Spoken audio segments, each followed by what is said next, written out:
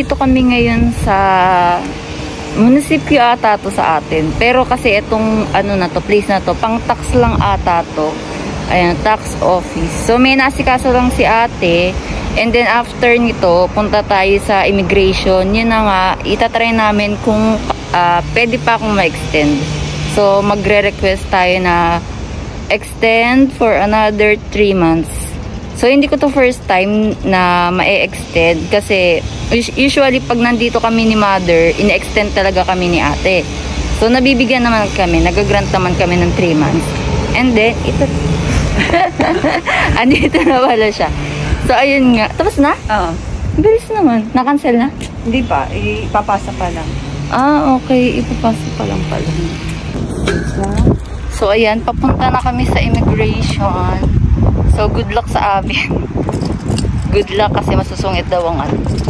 Siyempre, gano'n naman talaga kapag ano, diba, sa immigration, masusungit talaga. Kahit sa atin. So, sana mag-grant ang ating 3 months. Nastatin.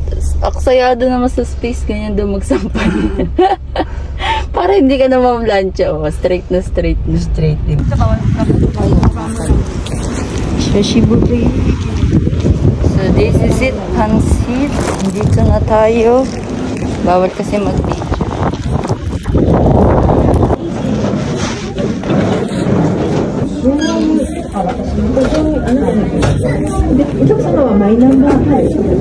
Nakakuha na kami na ibang requirements.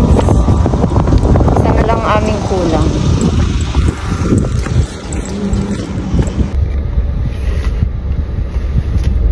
Walang kilay yan.